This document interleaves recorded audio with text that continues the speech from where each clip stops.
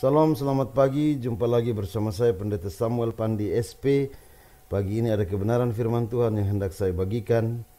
Amsal pasal 14 ayatnya yang ke-7. Jauhilah orang bebal, karena pengetahuan tidak kau dapati dari bibirnya. Saudara-saudara, konsep tentang orang bebal memang perlu didiskusikan lebih lanjut.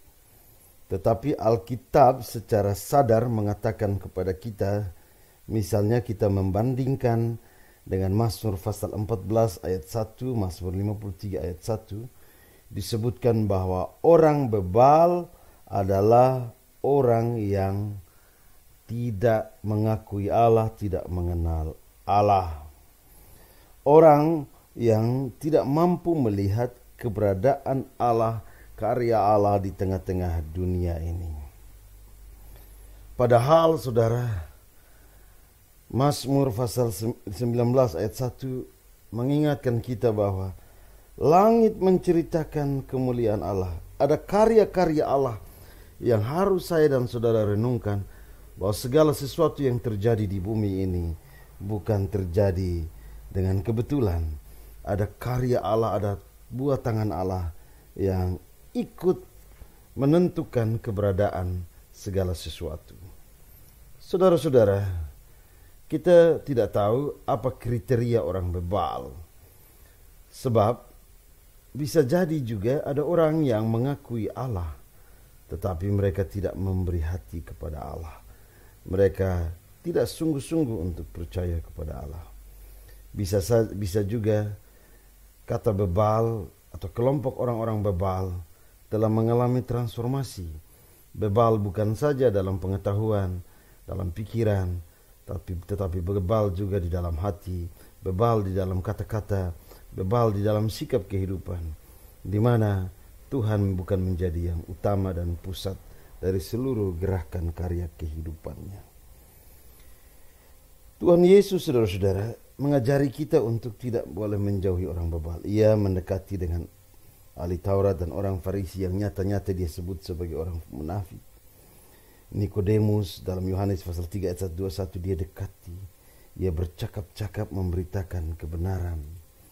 Dan kita bisa lihat bahwa Nikodemus memberi diri begitu rupa sehingga sampai pada kisah kematian Tuhan Yesus dia ambil bagian.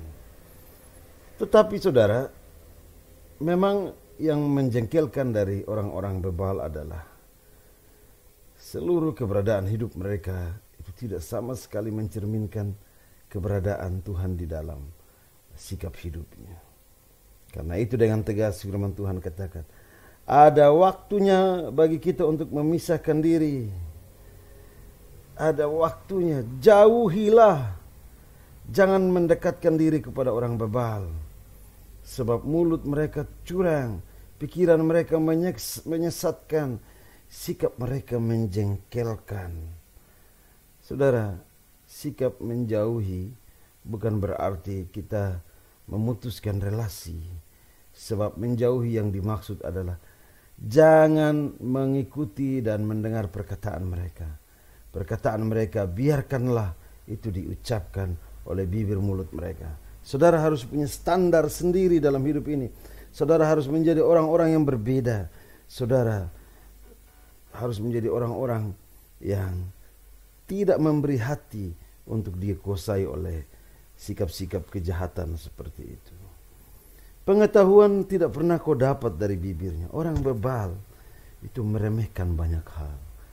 Ketika ia meremehkan banyak hal, bukan hanya substansi perkataannya, bahasa tubuhnya, ekspresinya, kata-katanya itu sangat menyakiti keberadaan orang lain. Saudara-saudara, saya tidak tahu bagaimana keberadaan kita sekarang.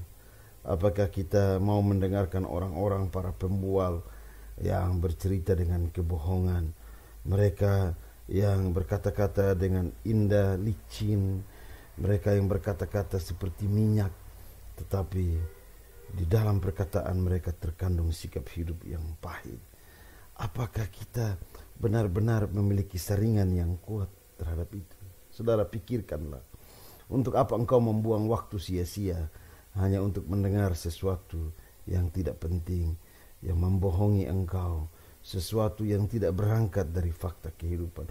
Untuk apa engkau memberi dirimu untuk menghabiskan semua waktu dengan satu keadaan di mana engkau juga akan dicap sebagai orang-orang bebal. Sebab di mana engkau bergaul, dengan siapa engkau bergaul, menentukan kualitas kehidupanmu. Betapa malunya hidup ini jika orang mencap kita sama seperti seseorang yang jahat, padahal kita tidak, nyata-nyata tidak seperti itu. Karena itu jauhilah. Bebal itu, saudara-saudara, dia kehilangan roh di dalamnya.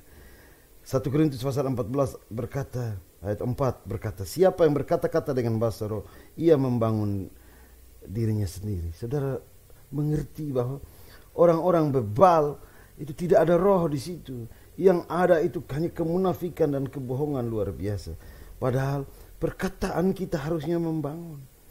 Saya berharap saudara menyadari bahwa kehidupan kita mulai pagi ini tidak boleh menjadi orang-orang yang berkata-kata dalam kekosongan, kebohongan. Setiap perkataanmu harus mendatangkan wajah Tuhan, kasih Tuhan, kebaikan Tuhan bagi orang lain. Sekali engkau berkata-kata kosong, engkau tidak saja menaruh pengetahuan yang kosong, tetapi engkau sedang menaruh dosa di dalam dirimu. Mulai pagi ini dengan belajar berkata-kata yang penuh dengan roh, yang membangun, yang penuh dengan kata-kata berhikmat. Tuhan memberkati kita. Amin. Tuhan Yesus tolong kami agar kami menjauhkan diri dari sikap hidup yang bebal. Amin.